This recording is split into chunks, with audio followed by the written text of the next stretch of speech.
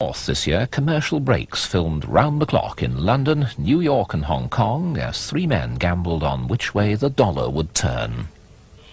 Sitting here every day, when things go badly, if you can't keep your cool at that time, you've got no chance, to be perfectly honest.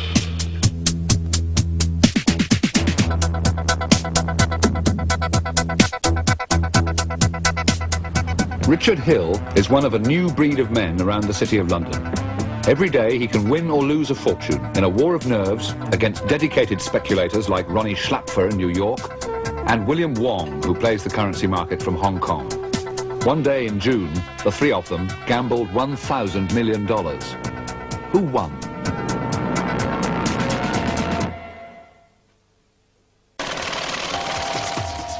Every day, currency dealers exchange hundreds of billions of dollars into pounds, marks into yen, francs into lira.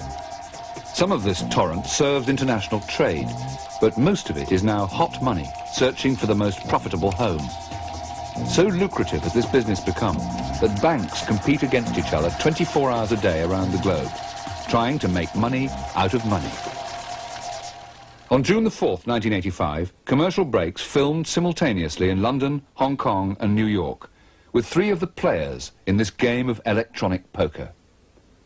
In England, it's nearly midnight, and June the 4th is about to begin. Deep in the Kent countryside, Richard Hill is still hard at work, checking the market with his bank's American branch. No, but you've got to remember, the whole world is long as sterling. OK, you can hang on to early Far East, but I'll get rid of them sort of as soon as the Far East get going. I don't think you're going to make a fortune out of it. In New York, it's still only 6 in the evening. Ronnie Slappers speculates for himself and for 13 millionaires. Today, he's already made $200,000, but Ronnie's an addict. He'll search anywhere to make more. Listen, can you please tell me how the quotes are for sterling and Deutschmark in Australia? Yeah, in Australia now it's 3:00. In Hong Kong, it's early morning. June the 4th has already begun.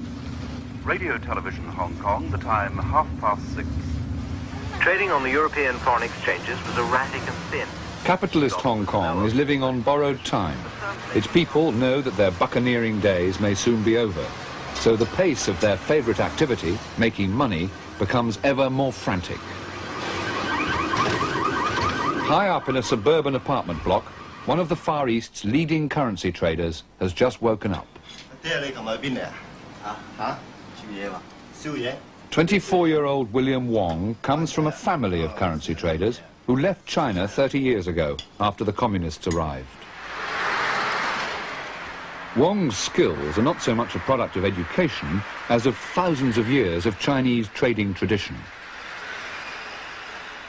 It's 7:45. Today there are no big news stories from Europe and America to help him decide which way the pound will go. He'll have to rely on his instinct.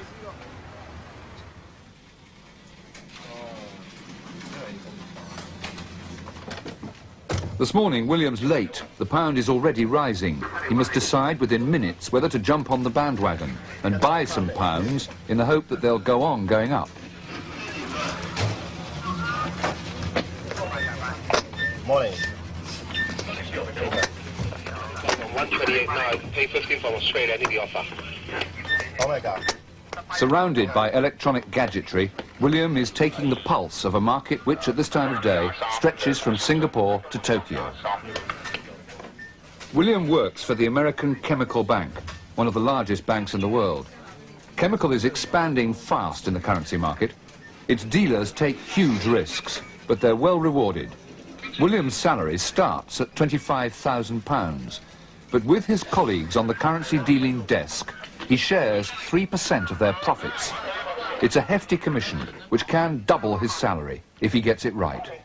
If he gets it wrong, William Wong faces the sack. William's in charge of trading the pound against the dollar. It's just 8:05. The pound is still rising, and William's being forced to make a decision. Oh my God. He buys his first £3 million with Chemical's dollars, gambling that the pound will go on up. Now that he's made his decision, he'd like to buy more. Chance of cable for Australia. 30-40. This 24-year-old can gamble £20 million of his bank's money without asking anyone. I think the sterling will go higher. And, well, I think the market still looking level to buy sterling. So I'm looking to buy sterling too. So that's why I'm paying 30 in the brokers and to see what's going on. If nobody want to hit me, then I will go out to buy some more. Within minutes, he's back in the market, quoting a higher price, trying to help the pound up as he steadily buys more. 40-50. Sorry? Okay. 40-50 I do. He's just bought another £1 million. By mid-morning, he's up to £21 million. It could be time to get out before the price falls.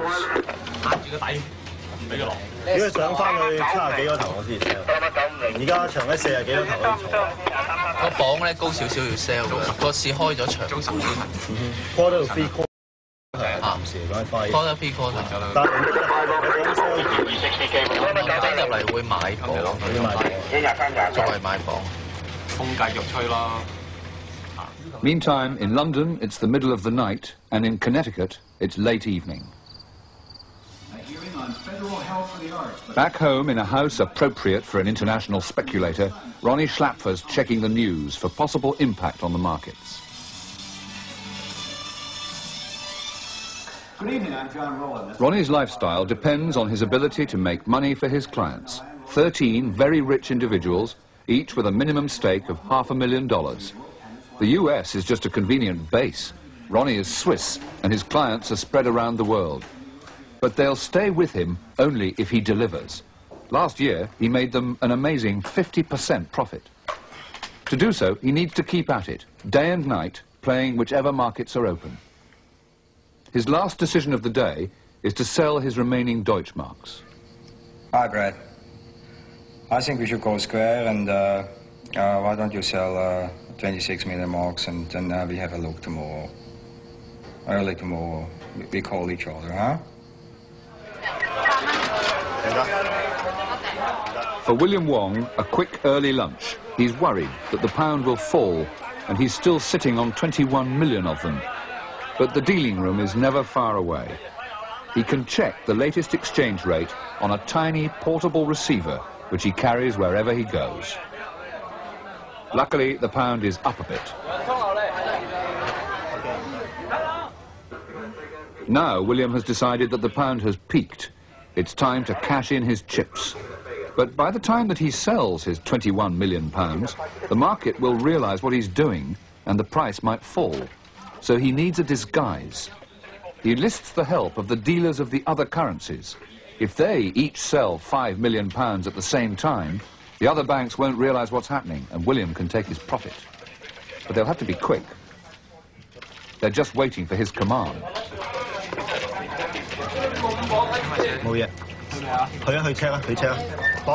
A final check on the price.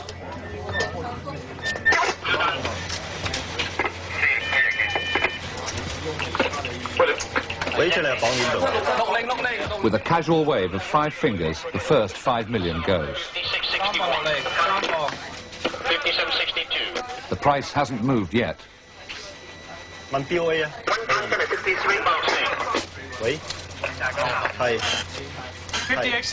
In quick succession, they sell 5 million pounds, another 5 million, and a last 5 million.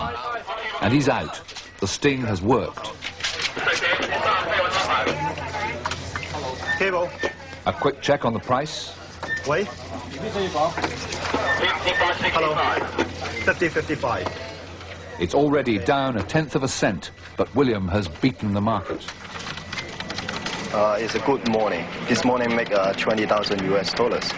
100% enjoy it. Once a dealer, always a dealer. All right, let's check. Radio 2. 5 o'clock news time. This is Nick Page. A bomb has been found on the steps of the Syrian embassy in London. A 4th man has been accused of belonging to a spy ring in the United States. Currency trading is an addictive business. His wife still fast asleep, Richard Hill is already getting his first fix of the day with a call to his bank's Hong Kong office to see what's happening. And to give a special warning of what he intends to do to the pound, for their ears only. OK, mate. Well, I wouldn't be too long with sterling because we'll probably try and bash it down when we get in. Try and look for a quick 50 or 60 points.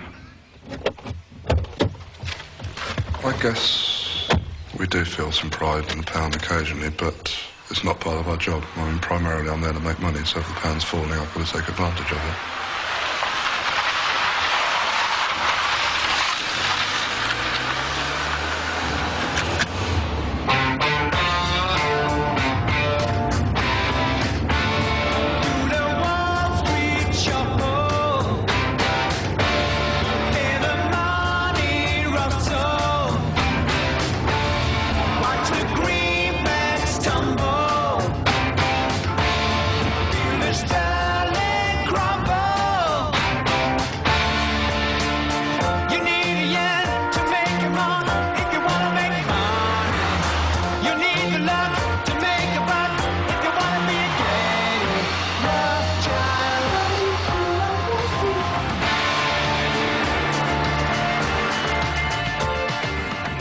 It's 6:30, a time when no traditional city gent would be seen dead arriving at work.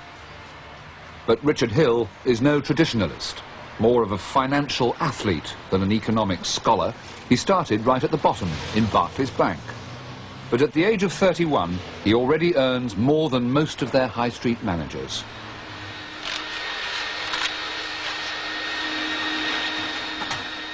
Hill likes to arrive early, to be ahead of the game. His life centres around this huge dealing room. Barclays might have a staid high street image, but when it comes to currency dealing, Richard's up there with the gamblers, and the bank loves him for it. As Barclays' sterling